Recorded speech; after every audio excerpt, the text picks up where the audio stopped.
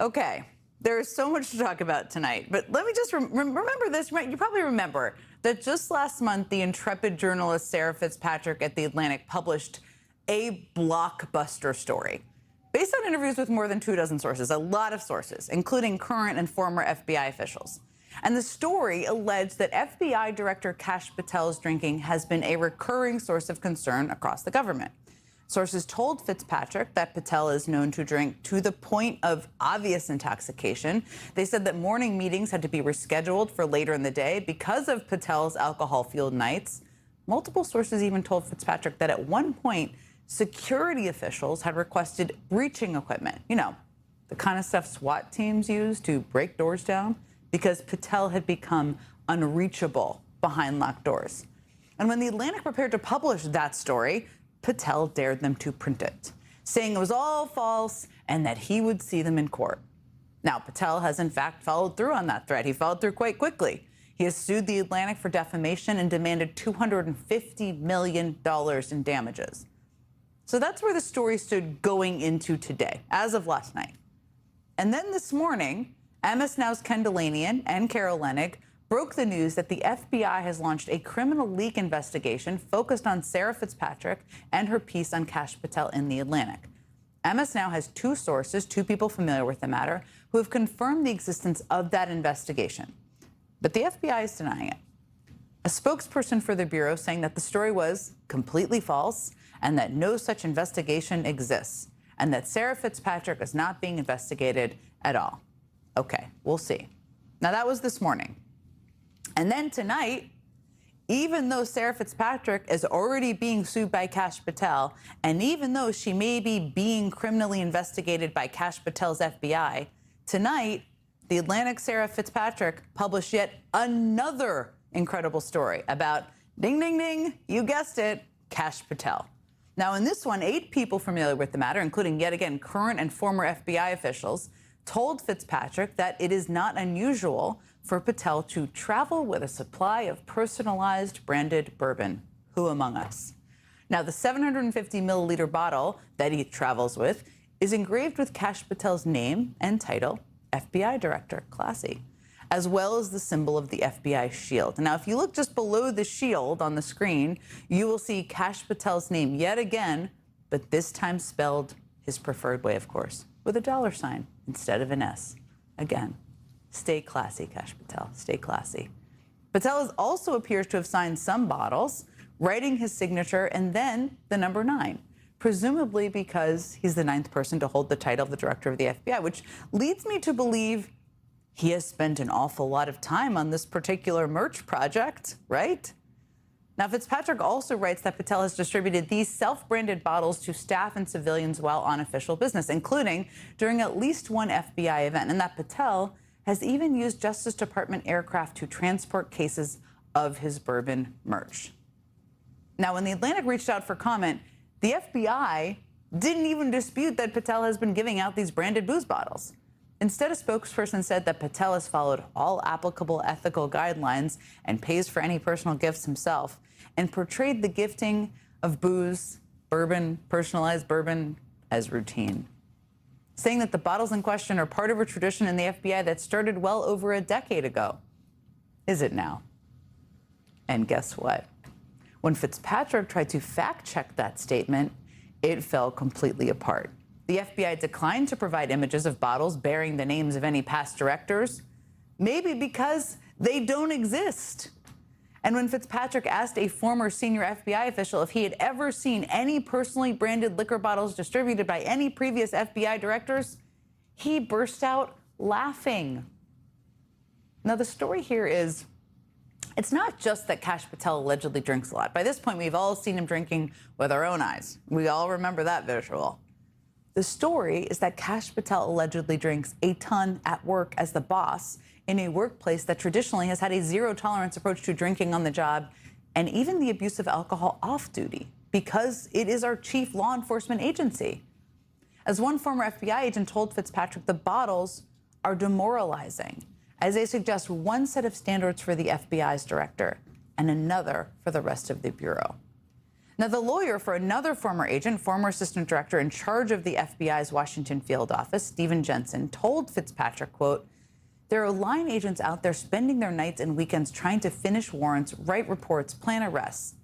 Yet the FBI director apparently has the time to design logos, go to hockey games, sit for multi-hour podcast interviews. This is one of the most serious jobs in the country, not a vehicle for self-promotion and branding." That's very well stated. Now, when Fitzpatrick published her first big scoop about Kash Patel last month, part of what was so amazing about it was that she had more than 24 sources. I spoke to her that very night that the piece came out, and she told me that even more people from inside the Bureau were already trying to talk to her, trying to tell her about Kash Patel. And they weren't doing that lightly. These are not the types of people who are willing to speak out outside of the FBI, especially right now, because Kash Patel is going after people with polygraphs in a way that has never happened at the Bureau. So for it to be this level of alarm, this is people genuinely concerned that America is a danger as a result of this conduct. And I feel, a real responsibility to take care of that reporting incredibly carefully. Sarah Fitzpatrick said that those people spoke to her last month because they worried about the safety of our country, with this guy in charge of keeping us safe. That guy right there. There you go, with Kristi Noem. And now, even with a potential criminal investigation into leakers and a massive defamation lawsuit, more people have come forward to say that they do not think Kash Patel's behavior is fit for his office.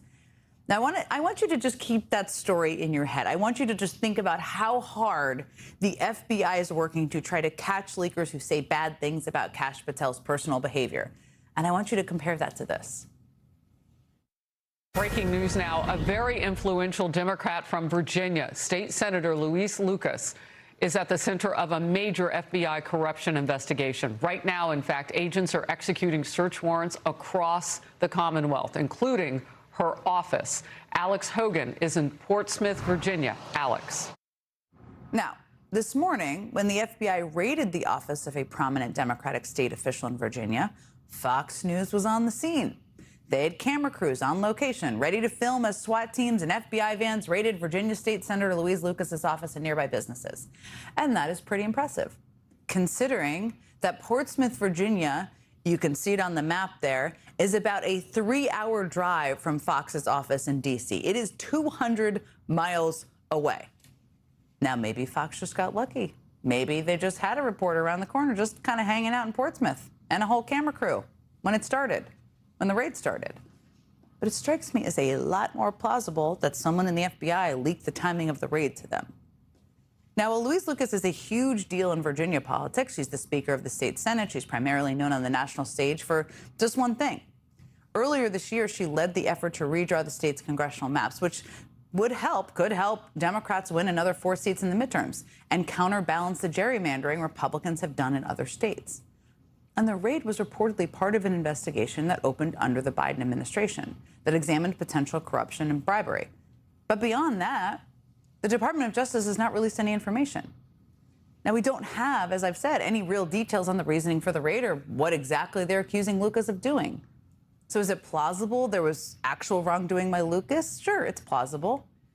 But the context is everything here.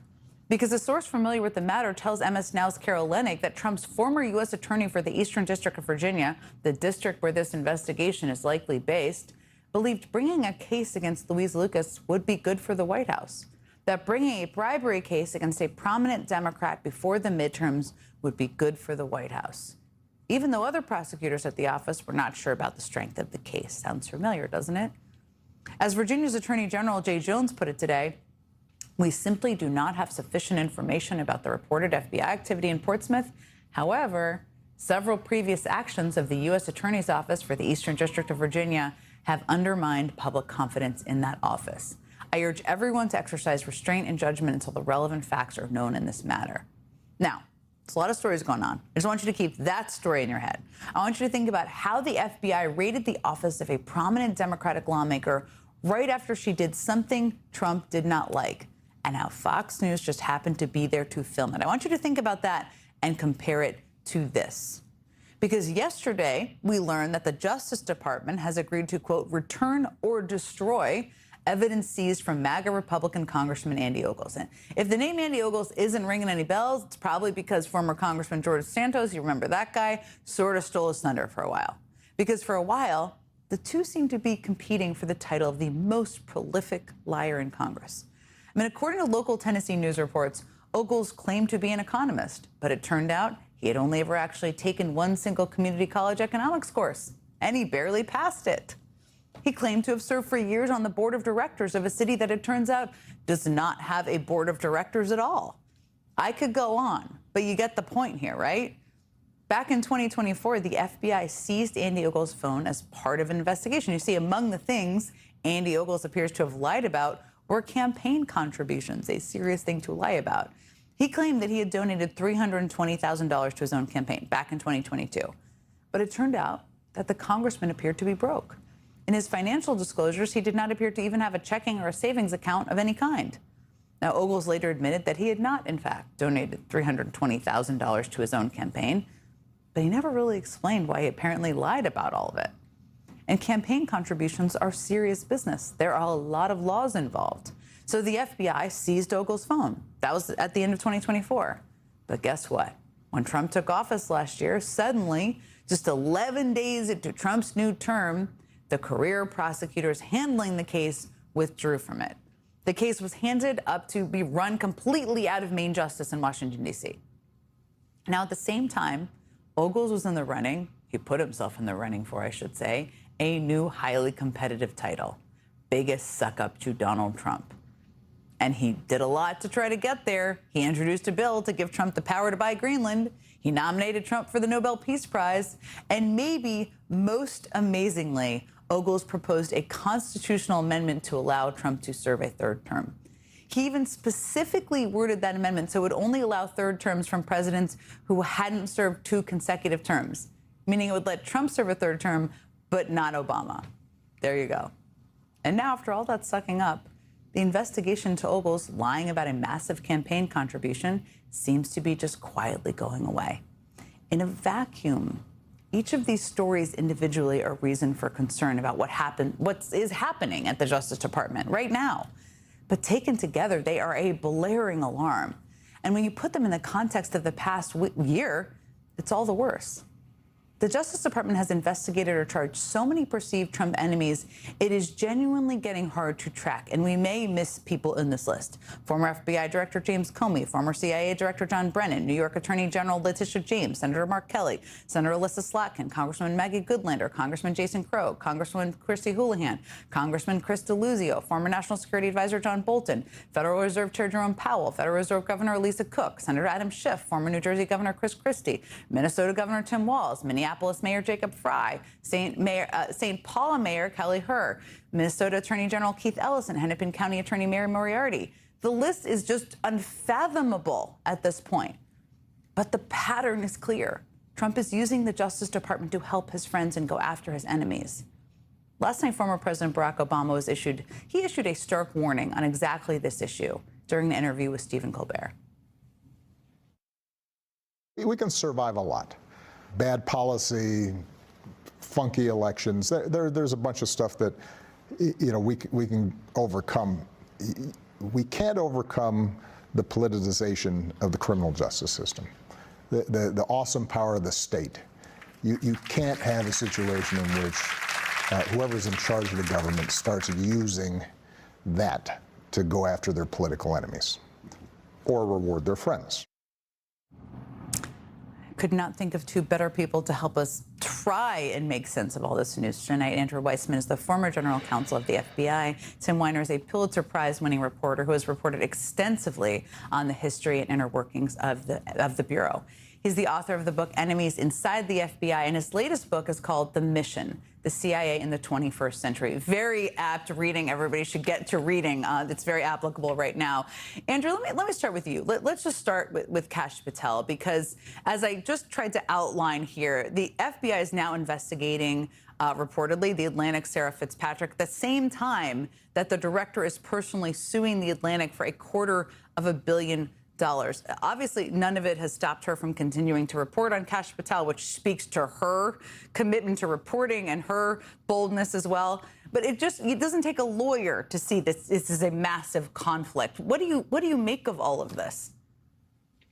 Well, of course, it is a massive conflict. You can't have the FBI suing civilly and then bringing a criminal case. And the criminal case, I should say, is one where it's hard to see how you could, if the reporting is true and accurate, how it is that there's a crime here that could be criminally investigated. So not only is it a conflict, but it seems like an abuse of process, because even if everything happened, which is that there was a leak of information to a reporter, it is not a crime to receive information from people at the FBI. We're not talking about anything classified. We're talking about something that is simply derogatory information.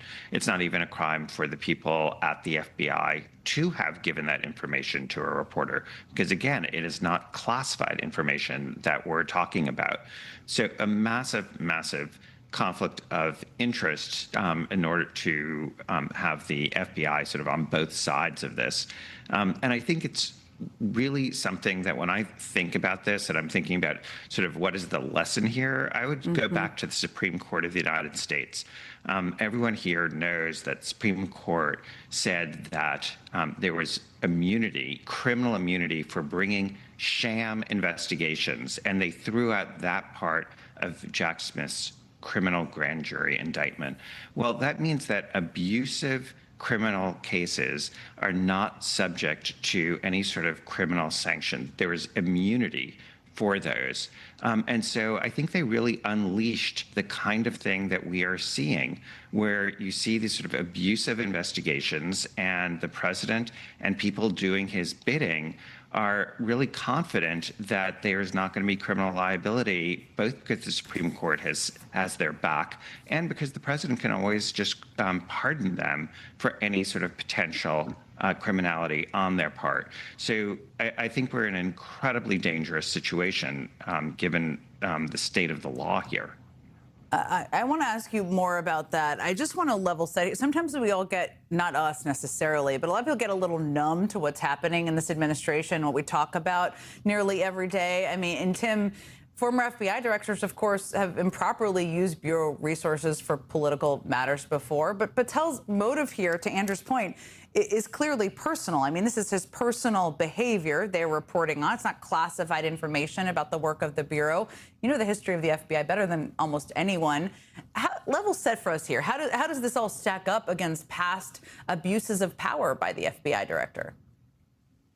Well, J. Edgar Hoover, who ran the Bureau for 48 years, had one hard and fast rule for his agents: don't embarrass the Bureau.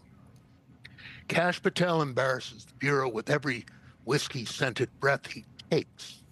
And beyond the political prosecutions of Trump's enemies like Jim Comey, beyond the harassment of the press, what Kash Patel has done to the FBI is conduct an ideological purge at the behest of the president.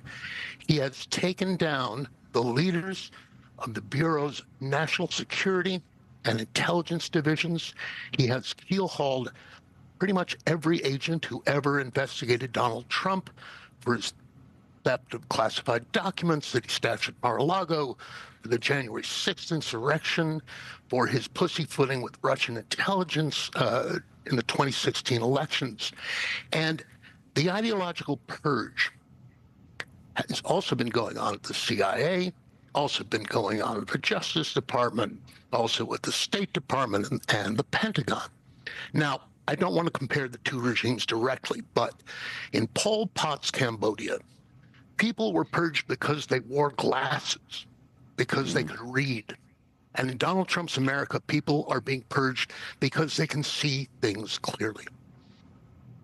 It feels very difficult, and thanks to the men and women who are still serving the FBI right now and across government. Let me ask you specifically, because I think this is important for people to understand the culture inside the Bureau. I mean, Patel, there's so many things that you just outlined so perfectly, but his behavior, given this latest reporting, it almost feels like self-parody at this point. I mean, it's a guy accused of drinking to excess and using his his own position to personally brand bottles of bourbon. Again, it may not be the most important thing that he's doing that's egregious, but talk to us, Tim, a little bit about kind of the culture inside the FBI and how that kind of behavior, because we heard a little bit of this in Sarah's new reporting about how that offended people there, and it felt kind of egregious, particularly to them. The Bureau is a very buttoned-down place. It's very white, it's very male, it's very conservative, and 98% of the people there are straight arrows. When a QAnon-adjacent right-wing podcaster with a taste for hopping on the FBI's Gulfstream and jetting off to the Olympics or to his home in Las Vegas to watch wrestling matches takes over and starts keel-hauling people because Donald Trump doesn't like what the Bureau did to run him down for the crimes he committed, it sends I think chilling effect is too mild word, but a wave of horror through law enforcement professionals to deal with someone who's this unstable, this unreliable, and who is, if he's too drunk to wake up in the morning, as Sarah reliably reported, what if, God forbid, a crisis strikes the United States? We're at war with Iran. Donald Trump has broken or damaged relationships with all our intelligence allies. God forbid a crisis should strike. Will Kash Patel answer the bell? That's a real question. I mean, part of the reporting is that he was drinking to the point where he couldn't be woken up. Andrew, you alluded to, the moment we're in, and we've had so many conversations, and you break this down better than almost anybody. Part of what I think we've learned here is that it's important to fight back and to not just lay down and allow this administration to bully you. And that's easier said than done, I realize. It takes a lot of courage to do that. Kash Patel is suing The Atlantic and its reporter Sarah Fitzpatrick. It seems like there's a lot that could come out of that case that could risk even more embarrassment for Patel. But from a legal perspective, what would you advise The Atlantic to do at this point in time? Well, look, the safe thing for The Atlantic to do in that kind of case is to make a motion to dismiss. It's very, very hard for a public figure to win a defamation case. And of course, as you know, being a journalist, truth is a defense. But one thing that I think The Atlantic could consider doing, because remember, it is in journalism, and if it really has the goods, and it certainly appears that they do, having now doubled down on 2 stories, and have multiple reported sources, is actually essentially call Kash Patel's bluff and say, you know what, we want to go to trial. You say that we don't have the goods. You say that this is not true. Let's go to trial now and make him have to sit for a deposition. Let him have to testify. Remember, it's a civil case, so he can be called under oath to testify about all of this and to have to say under oath whether this is true or not true. So to me, that would be, obviously, it's not the safest course, but it also, from a journalist perspective, is something that could bring a lot of attention to the veracity of their story and denigrate Kash Patel. One very quick thing, Jen, I want to say, having worked for Robert Mueller, the idea of besmirching each and every former director of the FBI. Robert Mueller was somebody who had to, for every speech he gave, you had to categorically take out the word I. The idea that he just would refuse to talk about himself. And that is true, that same sort of ethos of many other directors. Louis Freeh was built in the same mold. Chris Wray was built in the same mold. Even if you disagree with their policies and the way they handled the Bureau, they just the idea that they would both be giving out liquor and selling merch about themselves is so deplorable that that's something that Kash Patel is doing. Andrew Weissman, Tim Weiner, thank you both so much for being here with me tonight. You're welcome. Coming up. up, do you want real investigations into all of these insane allegations about Kash Patel? I bet you do. Do you want Kash Patel to answer questions under oath about all of this? So does my next guest. And he's going to be the chairman of the Judiciary Committee if and when Democrats win back the House. Congressman Jamie Raskin is standing by, and he joins me next.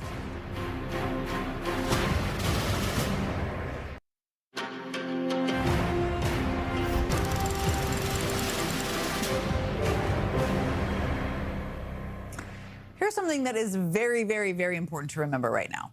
If Democrats win back the House in November, the gavel for chairman of the powerful House Judiciary Committee will pass to Congressman Jamie Raskin of Maryland. Now, a few weeks ago, after the Atlantic's bombshell reporting we just talked about revealed details about Kash Patel's alleged excessive drinking and completely erratic behavior, Congressman Raskin sent to Trump's FBI director this letter. You can see it on your screen. It's available online, too, which included a number of questions about those alleged drinking habits, as well as a request that Patel take an alcohol use screening test. And my guess is, after this brand new reporting from The Atlantic tonight about Patel's personalized bourbon stash, Congressman Raskin has more questions. And again, all of Congressman Raskin's questions and all of Congressman Raskin's letters could turn into subpoenas and investigations very, very soon. Joining me now is Congressman Jamie Raskin, top Democrat on the House Judiciary Committee. I know you had a lot of questions, and people should read it. We'll share it so people can read it. The letter you wrote to Kash Patel around the first story here, after The Atlantic published its first story back in April. Now we have this follow-up. What new questions do you have about what is happening at Trump's FBI under Kash Patel? Well, the reports keep coming out of chaos in the office and an absentee director and, drinking during the working day and so on. And their response to all these things is to try to go after the reporters, to either try to determine whether they can get any goods on the reporters, whether there's any dirt on them searching through FBI databases, or alternatively to crack down on the so-called leakers involved. Well, how about dealing with the underlying problem, which was what our letter was about originally? I mean, the original Atlantic report quoted or paraphrased at least something like 20 different people about this. It seems kind of far-fetched and nonsensical to suggest that all of this was just made up. And if Kash Patel is willing to go ahead and sue The Atlantic, then apparently he's got nothing to be afraid of. He should respond to this questionnaire, which is used for public sector workers all the time, or private sector workers, about whether there's a drinking problem that is interfering with their ability to do their job. And since nobody else in the Trump administration will deal with the issue, I think that Congress has got to exercise its oversight powers.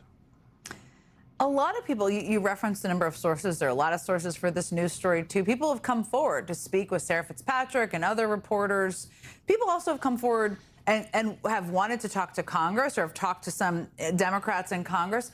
What should a whistleblower, what should people understand out there about whistleblower protections for Congress, that Congress has for whistleblowers? And what should a whistleblower do if there's somebody watching who has information that works in the FBI or the Justice Department, wherever they may be, they don't have a lawyer. What do they do if they want to speak with Congress?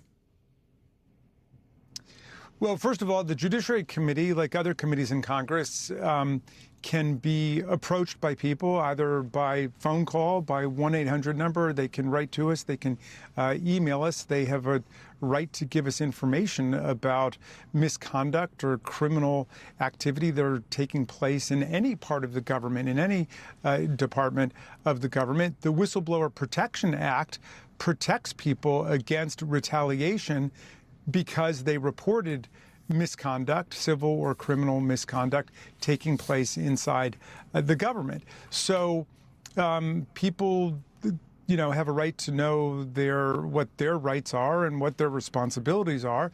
But obviously, it's a serious thing for people to consider coming forward. And so we try to operate with complete confidentiality and total respect for whatever situation they're in. Now, people who go to the press are in, a somewhat different situation about that. But in any event, there should be no retaliation against people just for telling the truth about what's taking place in our government. And that just violates the First Amendment of the Constitution. People have a right to speak. And, rather than engage in some kind of hopeless, fruitless cover-up, Kash Patel should try to deal with what the real issues are. And that goes generally for the administration across every kind of corruption taking place in all of the different departments and agencies. Congressman Jamie Raskin, I hope you're getting rest, you're going on hikes, you're caring for yourself, because if Democrats win back the House, you're going to have a lot on your plate. Thank you, as always, for being here with us tonight. You bet, Jen. Okay, coming up, Donald Trump's Commerce Secretary Howard Lutnick finally went behind closed doors to answer questions about Jeffrey Epstein and about visiting Epstein's Island. And one Democrat said if Donald Trump sees the transcript of that deposition, he'll fire him. I'm going to tell you why it was such a disaster and everything we know about it when we come back.